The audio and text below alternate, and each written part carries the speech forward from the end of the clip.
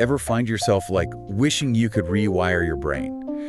To adopt good habits, finally conquer procrastination, really ace that presentation. It's a universal struggle. Well, today's deep dive, it's all about unlocking that superpower.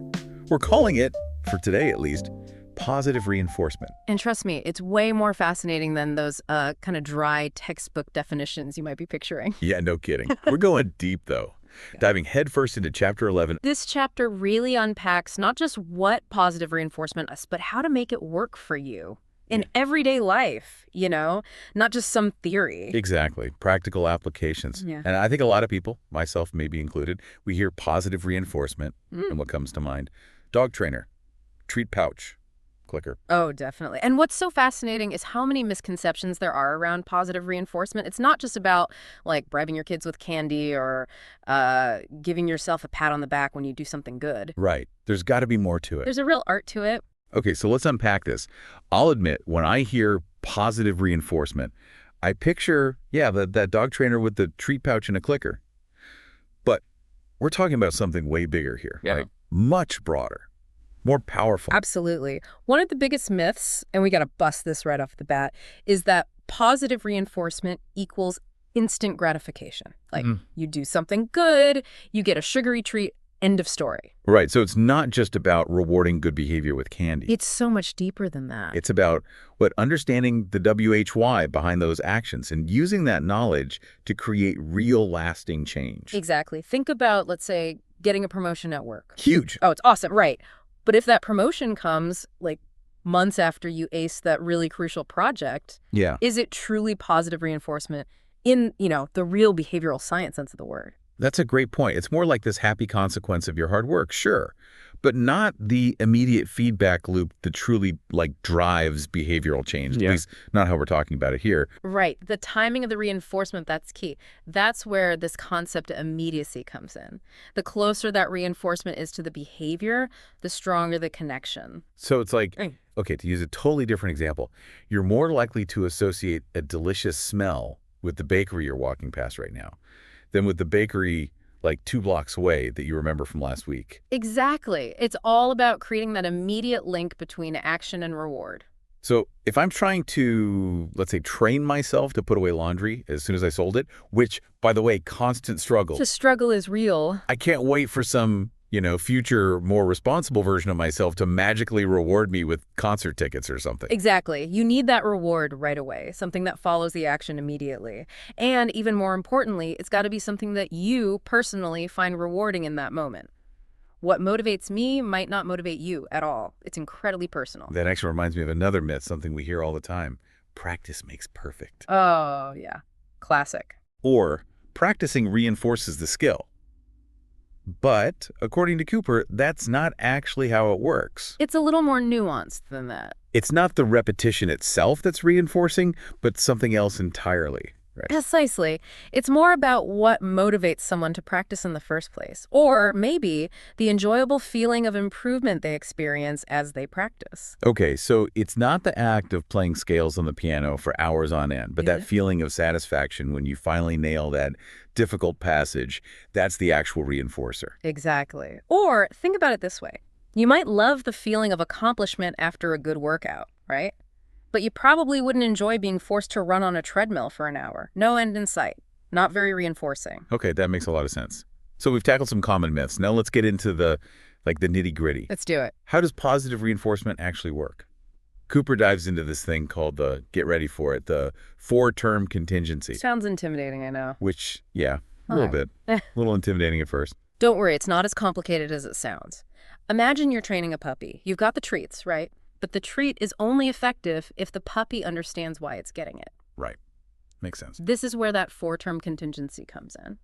It helps us understand the whole context in which positive reinforcement occurs. Okay, so it's like a recipe for successful positive reinforcement. Yeah. With 4 key ingredients. Exactly. First ingredient, you've got the motivating operation. Motivating operation, got it. Think of this as the setup. It's anything that changes how effective a reinforcer that reward will be at a particular moment. Let's say you crave chocolate, really crave it. every day at 3 p.m. Been there. That craving, that's your motivating operation. It's making that chocolate bar super reinforcing, but only right around that time. Like clockwork, right? Like 2.59, I'm fine, the world is fine. 3.01, suddenly chocolate is the only thing that matters. I get it. So that internal craving or motivating operation that sets the stage for the rest of the contingency. What comes next? So we've got the craving or motivating operation and setting the stage. But what are the other three terms? What's next in this positive reinforcement recipe? Okay, so then you've got the cue. Sometimes it's called the discriminative stimulus. Fancy. Catchy. But basically, it's anything that signals that, okay, this behavior, it's going to lead to this specific consequence. So with your chocolate craving, right? Yeah. The cue might be like walking past the vending machine at work. Oh, of course. Right around 3 p.m. Suddenly, that vending machine is a beacon of hope. There it is. Okay, so the vending machine becomes this signal, right? That chocolatey goodness, which, again, my very powerful reinforcer at that specific moment, it's within reach. It's right there, calling your name. So the motivating operation sets the stage. The cue tells me the reward is nearby. What's next? The response, the actual behavior. Which is? You buy a chocolate bar. You give in to the craving. I'm helpless. The four-term contingency has compelled me. Mm-hmm. But then, yeah, the best part, the reinforcer. It's sweet, sweet, chocolatey satisfaction. Exactly. But, okay, hold on. Because that experience was so rewarding, so good, it makes me even more likely to repeat those actions the next time that 3 p.m. craving hits. It's the loop. That's how it gets you. That's the beauty of this four-term contingency thing, right? It's elegant, isn't it? It helps us understand not just, like, what happens, but why it keeps happening. Why we repeat behaviors. The why, exactly. Okay, this is already making so much more sense. We're taking apart the mechanics of motivation itself. We're getting in there. But Cooper doesn't just, leave us hanging with the theory. He's got to give us the cool stuff, too. Oh, yeah. He gets into it. He dives into some really cool variations on this whole four-term contingency thing. Like, if you ever wondered why we get kind of stuck in certain behaviors? Stuck how? Even when they're not good for us. Like, even when they're harmful. Oh, right. Yeah. Think about, nail biting, hair twirling, or even those little repetitive, self-soothing behaviors we sometimes see with, kids especially. Correct. Those can actually be examples of, well, it's called automatic reinforcement. Automatic reinforcement. So there's, a built-in reward system happening, even if it's not, obvious to someone else. Precisely. In these cases, the behavior itself, it's actually producing some kind of sensory stimulation or maybe some internal payoff, and that's what's reinforcing, even if it's not so great in the long run. So it's not about logic or thinking about the long-term consequences. It's just about that immediate relief or satisfaction. That keeps the cycle going. It's like scratching an itch. Oh, okay, I get it.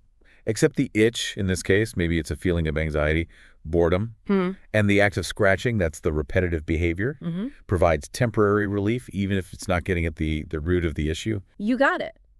And it reminds us, too, positive reinforcement. It's not about, judging behaviors as good or bad inherently. It's just this neutral mechanism. It can explain all sorts of things we do, Like a lens to understand behavior. That's really interesting. And it even plays a role in how we develop as humans, right? Yeah. Like way back in the beginning. Like from infancy. Yeah. Before babies can even say mama. They're already being shaped by this. By positive reinforcement. Absolutely. Think about it. The sounds a baby makes.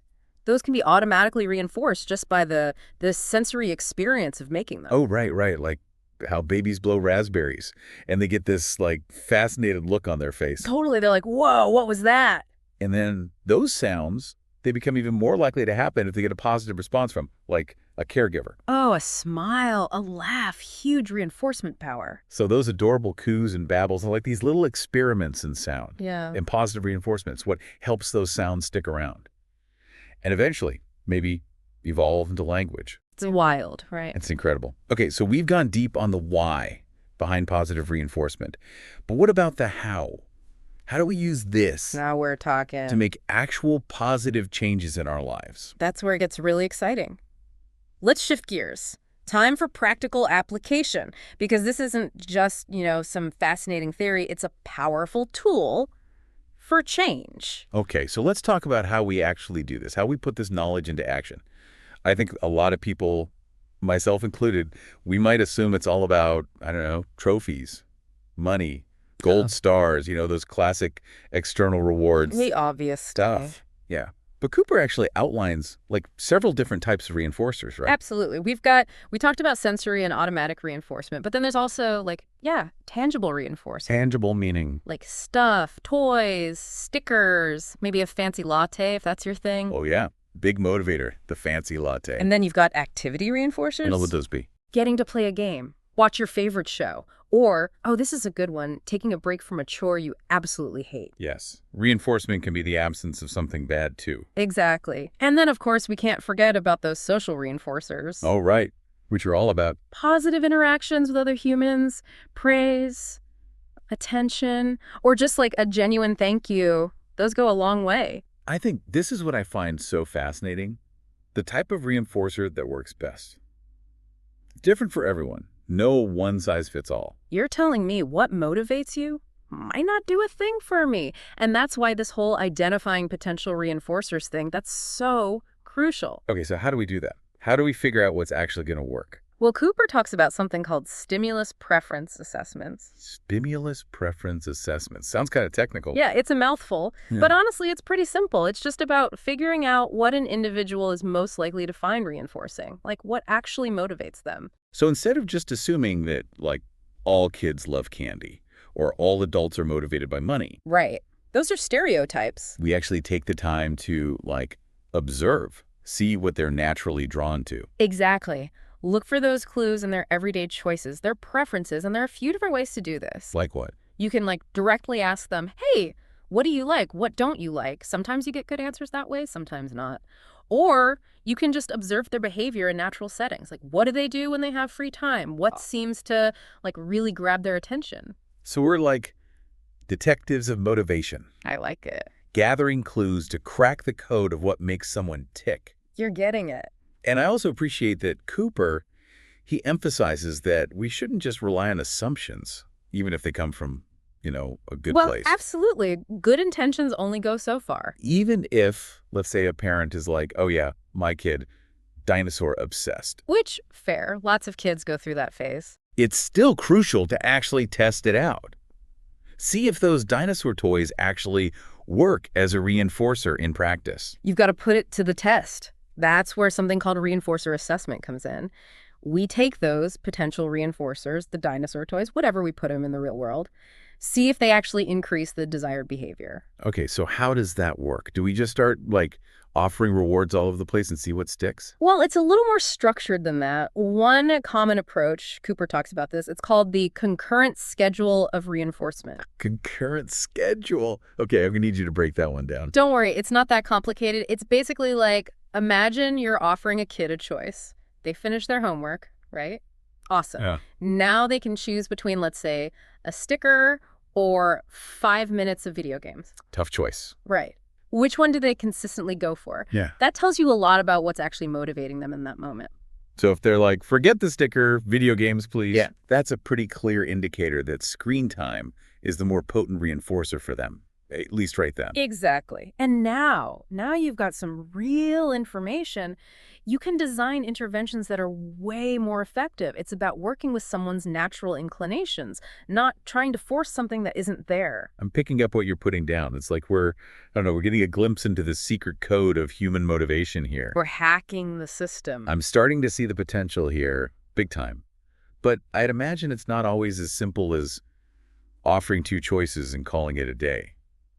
There's got to be more to it, right? More nuance, right? There has to be. There's got to be a real art to this whole positive reinforcement thing, right? It can't just be throwing rewards at a problem and hoping for the best. It's not quite that simple. You're right. It's not some magic bullet. Positive reinforcement, it's more like, I guess you could say it's a set of strategies. Yeah. Strategies that require some careful thought, observation too. So take some practice. It does. And that's why Cooper, he offers some really practical guidelines, ways to actually use positive reinforcement effectively. For instance, he talks about setting, an easily achieved initial criterion for reinforcement. We got to set people up for success right from the beginning. Oh, 100%. It's like when I first started running, if I'd gone out on day 1 and been like, marathon, here I come. Total disaster. Total disaster. I probably would have never laced up my sneakers again. Exactly. Instead, I started smaller, way Yeah. smaller. Like, okay, goal for today, run for 5 minutes without stopping. Totally manageable. Gonna build up to the big stuff. Exactly. Small wins, right? Right. They pave the way to the big victories. Precisely. Because if we start off and it's like, okay, here's this huge unrealistic expectation. Well, the person we're trying to, reinforce, they might just get discouraged. They never experience that taste of success, and then they give up. Totally. What's that saying? Nothing succeeds like success. Something like that. And Cooper also talks about how important it is to vary the reinforcers we use. Mix it up. Exactly. Because even the most exciting reward, it's going to lose its power if it's the same thing. Every single time. Becomes predictable, mundane. Totally. Think about your favorite song. Even a song you love, if you're forced to listen to it on repeat for hours, Sure. it's going to get old. It's going to lose its magic. Right. Same principle applies here. Variety is key. Big time. Switch up those rewards. Different activities, different types of praise, even just how we deliver that positive feedback, keep things fresh. And it's not just about avoiding boredom. It's about preventing what's called satiation, which basically means we've had so much of a good thing that it's not so good anymore. It's lost its appeal. Exactly. Think about, Thanksgiving dinner. Oh, man. You're beyond stuffed. Right. Beyond good. You could not possibly eat another bite, even if it's your absolute favorite pie in the world. It's like, no, thank you. I'm good. Yeah. You've reached peak pie. Yeah. You're satiated. And the thing is, we can experience that with all sorts of reinforcers, not just food. Right. It's not just a food thing. So by varying the rewards, we avoid that. We make sure that the reinforcement stays motivating. Okay, that makes sense. Now, another guideline from Cooper that, I don't know, this one really stood out to me. He talks about using what he calls direct reinforcement contingencies whenever possible. Oh yeah, direct is good. Which basically it just means making sure the reward, it happens as soon as possible after the action. Make that connection crystal clear. Like you did the thing, bam, here's the good stuff. Exactly. You want to create this clear cause and effect. Someone does a task, boom, immediately praised or rewarded. That connection, that link, it's so much stronger than if we delay the reward or make it depend on other things. Yeah, that makes sense. It's like we're hardwiring that sense of accomplishment right into the process itself. Exactly. Now, this doesn't mean we can never use delayed reinforcement. Right. Learning to delay gratification, huge life skill, especially in those early stages when someone's just learning something new. That immediate feedback loop, crucial. Yeah, for sure. Got to build that solid foundation.